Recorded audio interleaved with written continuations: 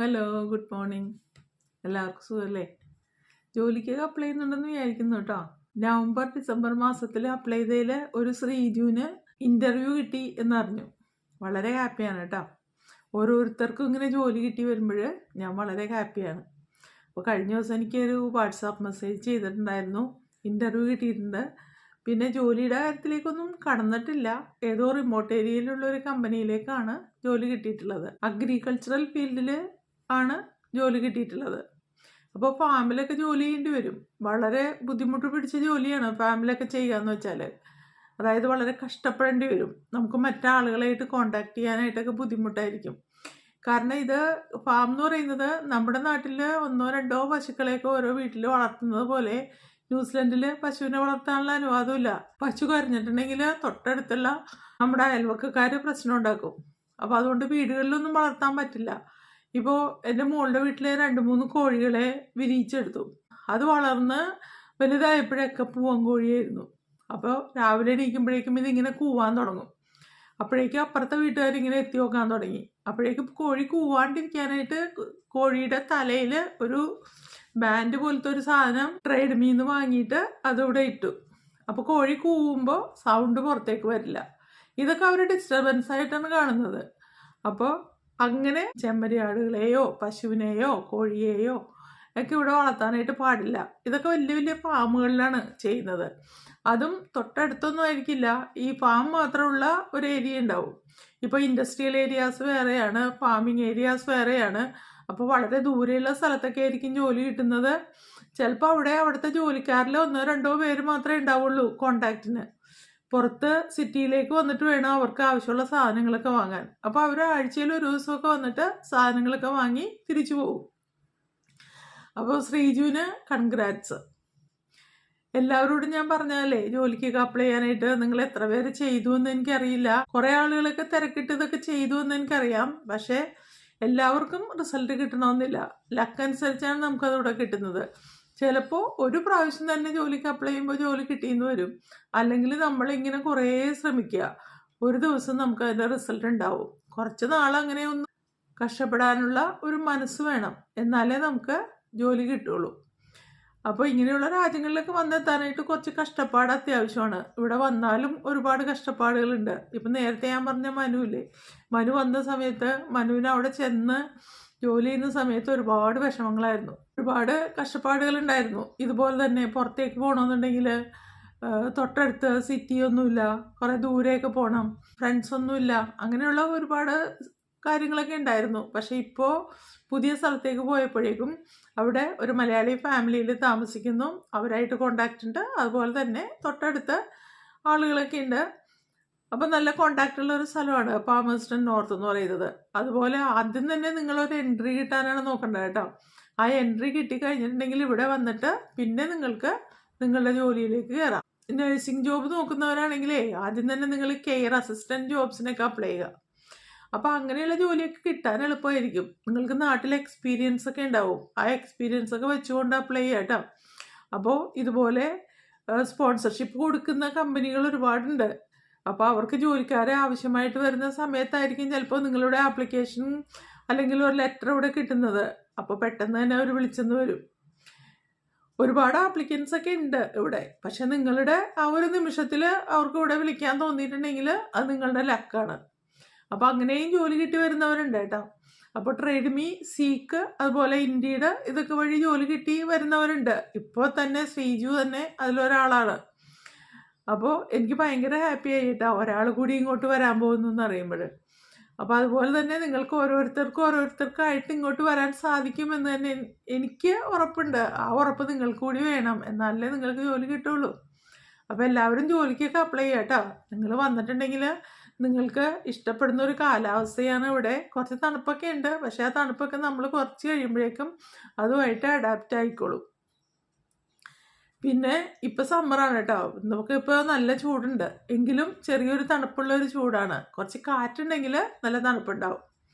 ഞങ്ങളിന്നും നടക്കാനൊക്കെ പോയി ഇവിടെ പാർക്കിൽ ചെന്നിട്ട് മരത്തിൻ്റെ ചുവട്ടിലൂടെ അങ്ങോട്ടും ഇങ്ങോട്ടും 5-6 പ്രാവശ്യം റൗണ്ട് ചെയ്ത് തിരിച്ചു പോന്നു. റോഡിലൊക്കെ നല്ല ചൂടാണേ. അപ്പോൾ നമുക്ക് റോട്ടിൽ കൂടെ നടക്കാൻ പറ്റില്ല. കാരണം ഈ 12 മണി എന്നൊക്കെ പറയുമ്പോൾ 26 ഡിഗ്രി ഒക്കെ വരും. പക്ഷെ നാട്ടിൽ അത്രയും ചൂടൊന്നുമില്ല കേട്ടോ. ഇവിടെ ഹ്യൂമിഡിറ്റിയുടെ പ്രോബ്ലം ഉള്ളത് കൊണ്ടാണ് ഇത്രയും ബുദ്ധിമുട്ടുണ്ടാവുന്നത്. അതുപോലെ തന്നെ അപ്പം നിങ്ങൾക്ക് ഇവിടെ വന്നിട്ടുണ്ടെങ്കിൽ ക്ലൈമറ്റൊക്കെ ഇഷ്ടപ്പെടും എന്ന് ഞാൻ പറയുമായിരുന്നു. അതുപോലെ ബ്യൂട്ടിഫുൾ ആയിട്ടുള്ള പ്ലേസസ് ഒക്കെ കാണാം. ഒരുപാട് സ്ഥലങ്ങളുണ്ട്. ഈ ന്യൂസിലാൻഡിൽ തന്നെ ക്രൈസ്റ്റ് ചർച്ചിൽ തന്നെ യാത്ര ചെയ്യാവുന്ന ഒരുപാട് സ്ഥലങ്ങളുണ്ട്. അപ്പം നിങ്ങൾ യാത്ര ഇഷ്ടപ്പെടുന്നവരാണെങ്കിൽ നിങ്ങളുടെ ജോലി നിങ്ങൾക്ക് ഒഴിവ് കിട്ടുന്ന സമയത്ത് പല സ്ഥലങ്ങളിലും യാത്ര ചെയ്യാം. അതുപോലെ തന്നെ നാട്ടിലെ പോലുള്ള സ്ട്രിക്ട്നെസ് ഒന്നും ഇവിടെയില്ല. പല കാര്യങ്ങളിലും ലിബറലായിട്ടുള്ള ആൾക്കാരാണ് ഇവിടെ ഉള്ളത്. അപ്പോൾ അവരായിട്ടുള്ള കോണ്ടാക്ട് നിങ്ങൾക്കും കുറേ ഗുണങ്ങളുണ്ടാക്കും.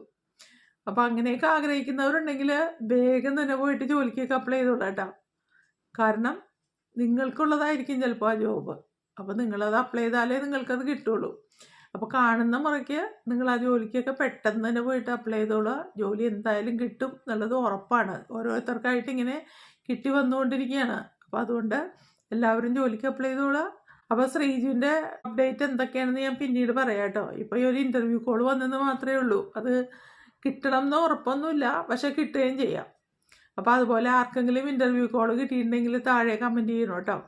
ആ ലേബർ എഗ്രിമെൻറ്റ് വരെയൊക്കെ എത്തിയിട്ട് ഒരാളുടെ ജോലി പോയിട്ടുണ്ട്. അപ്പോൾ അതുകൊണ്ട് നമുക്കത് ഉറപ്പിച്ച് പറയാൻ പറ്റില്ല. അത് കിട്ടും എന്ന് തന്നെ നമുക്കിവിടെ വിചാരിക്കാം. നമ്മുടെ കോൺഫിഡൻസാണ് നമുക്ക് ഓരോ കാര്യങ്ങളിലൂടെ നേടിത്തരുന്നത്. അപ്പോൾ എല്ലാവരും പോസിറ്റീവായിട്ട് ചിന്തിക്കുക കേട്ടോ. ജോലി കിട്ടുമെന്ന് തന്നെ ചിന്തിക്കുക.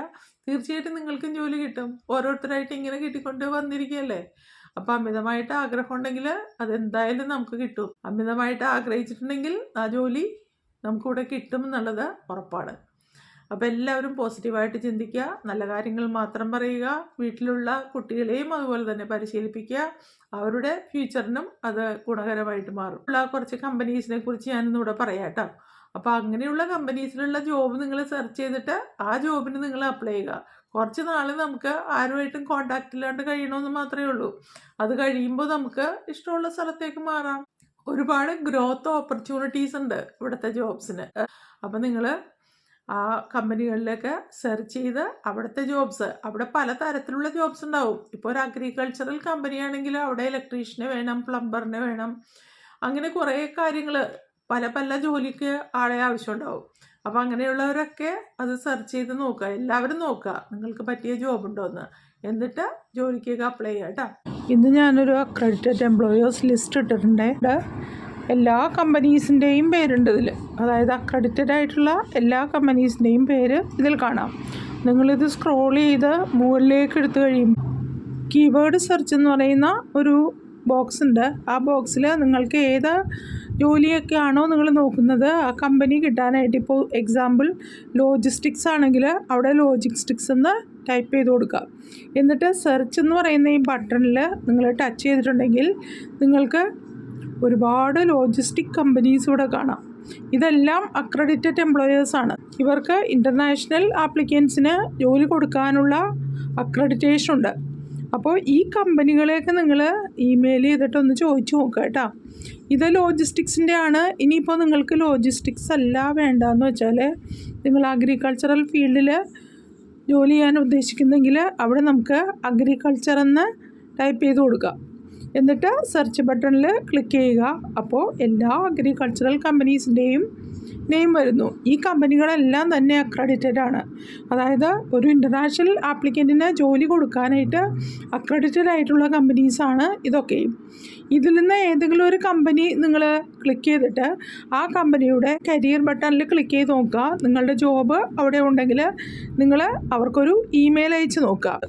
അവർ നിങ്ങൾക്ക് ജോലി നൽകാൻ തയ്യാറാണോ, യെസ് ഓർ നോ എന്ന് റിപ്ലൈ തരും.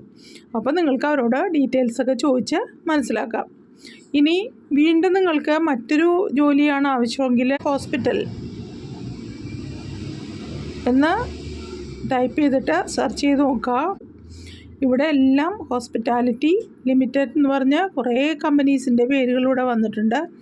അപ്പോൾ അതിൽ ഏതെങ്കിലുമൊക്കെ നിങ്ങൾ എടുത്ത് നോക്കുക. ചിലപ്പോൾ നിങ്ങളുടെ ലക്ക് അത്തരത്തിലാണെങ്കിലോ. അപ്പോൾ അങ്ങനെ കൂടി നിങ്ങളൊന്ന് സെർച്ച് ചെയ്ത് നോക്കുക.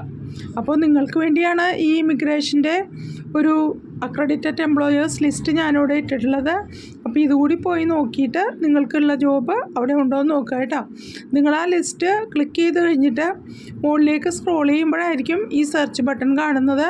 അപ്പോൾ അവിടെ കീവേഡ് സെർച്ച് എന്നുള്ളൊരു ബോക്സ് കാണും. അതിലാണ് നിങ്ങൾ ടൈപ്പ് ചെയ്ത് കൊടുക്കേണ്ടത്. എന്നിട്ട് ആ കമ്പനിയുടെ നെയിം എടുക്കുക. ഇപ്പോൾ 3 ഗൈസ് ഹോസ്പിറ്റാലിറ്റി ലിമിറ്റഡ് എന്നതൊരു കമ്പനിയുടെ പേരാണ്. ഈ കമ്പനിക്ക് അക്രഡിറ്റേഷൻ ഉണ്ട്. നിങ്ങൾ അതിൽ ക്ലിക്ക് ചെയ്ത് നോക്കിയിട്ടുണ്ടെങ്കിൽ ഇവിടെ trading name the blue door, അതുപോലെ അവരുടെ ഒരു നമ്പർ കൊടുത്തിട്ടുണ്ട്. അതിൻ്റെ എക്സ്പയറി ഡേറ്റ് 2027 വരെ, ഫെബ്രുവരി വരെ അവർക്കിവിടെ അക്രഡിറ്റേഷൻ ഉണ്ട്. അപ്പോൾ ലോങ് ടൈം നിൽക്കുന്ന അക്രഡിറ്റേഷനാണ് അവർക്കുള്ളത്. ഇങ്ങനെയുള്ള കമ്പനീസ് നോക്കുക കേട്ടോ. അല്ലാതെ ഒരു മാസത്തിനുള്ളിൽ അക്രഡിറ്റേഷൻ കഴിഞ്ഞു പോകുന്ന കമ്പനീസ് നോക്കരുത്. ഇതുപോലെ കൂടുതൽ സമയത്തേക്ക് ഉള്ള കമ്പനികൾ നോക്കുക. എന്നിട്ട് ആ കമ്പനികളുടെ പേര് ഗൂഗിൾ ക്രോമിൽ ടൈപ്പ് ചെയ്യുക. എന്നിട്ട് അവരുടെ വെബ്സൈറ്റ് എടുക്കുക. കരിയേഴ്സ് എന്നുള്ള ബോക്സിൽ ക്ലിക്ക് ചെയ്തിട്ടുണ്ടെങ്കിൽ അവിടെയുള്ള ജോലികളെല്ലാം നിങ്ങൾക്ക് കാണാൻ സാധിക്കും. അപ്പോൾ ഇത്തരത്തിൽ കൂടി നിങ്ങളൊന്ന് ശ്രമിച്ച് നോക്കണം കേട്ടോ. അപ്പോൾ അടുത്ത ദിവസം നമുക്ക് മറ്റൊരു വീഡിയോ ആയിട്ട് കാണുന്നവരെ see you. Bye.